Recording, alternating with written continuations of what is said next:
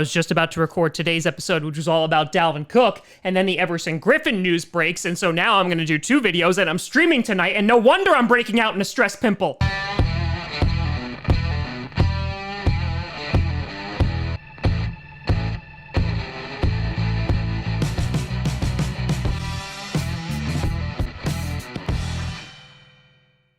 Grossi Posse Packer Nation, welcome to an episode of Packcast, the podcast where you don't have to be a Packers fan, but it sure does help. I'm your host, Tom. 2 videos today in a stream, Grossi. And yes, there was a whole video that I did a bunch of really good research for. I was super proud of it. And now that's getting ignored for right this second because it seems like the Green Bay Packers might sign somebody.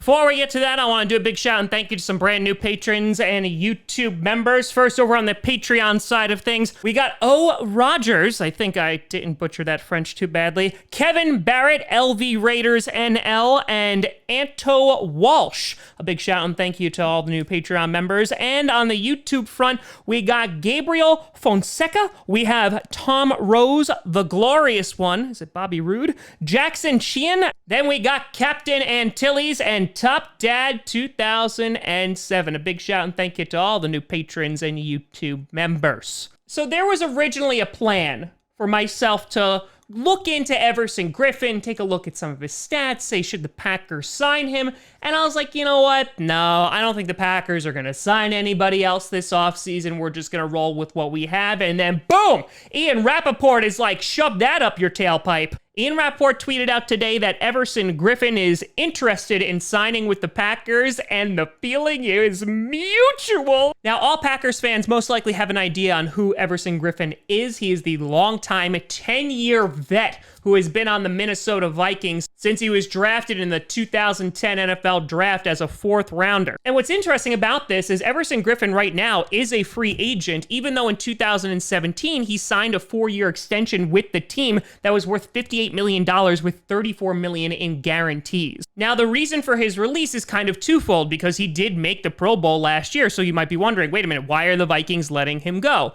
Well, 2 things. 1, he was going to have a cap hit of $12.9 million this season, and that would have been a big ouchies for the Vikings. And in the extension that he signed in 2017, there was an opt-out clause in there if 2 criteria were met. The first criteria was that he played 57% of the snaps in 2019 and had at least 6 sacks. Last year, he had over 8 sacks, and he did pass that percentage, and so because of that, he decided to opt out. And there was potential that he would have been cut anyway as a cap casualty. And even though he's turning 33 this December, Everson Griffen has been a damn good, consistent player for that Vikings defense. He's a 4-time Pro Bowler, including last year. He's had 74.5 sacks over his 10-year career, 86 tackles for a loss, and in 2019 alone, he had 8 sacks, 21 solo tackles, 11 which were for a loss, and 24 QB hits. He also had an 11.7% pressure rate, which ranked the 13th best in the NFL, tied with Jadeveon Clowney. Now, it is also reported that Mike Zimmer does want Everson Griffen back on the team. It would just be at a discount.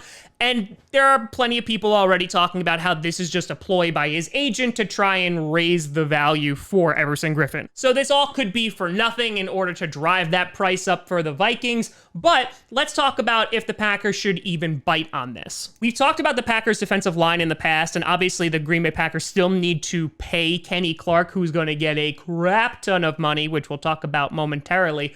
But he's that nose tackle who's that anchor who really just keeps the entire defensive line together. Besides Clark, though, looking at who else you have on that line, you have a Tyler Lancaster, you have Kingsley Keke, you have Dean Lowry, and you have Montravius Adams. Of course, you have the Smith brothers who could alternate around, and of course, you have the number 12 pick last year, Rashawn Gary, who's been transitioning to an offensive linebacker, even though he played DE for his entire college career. So if we look at guys like Montravius Adams, who has not lived up to his 3rd round selection, you look at guys like Dean Lowry, who has not lived up to his 3-year contract extension, and honestly, it's going to cost too much for us to get out of this contract this season, and most likely next season, there is an opt-out after the 2021 season.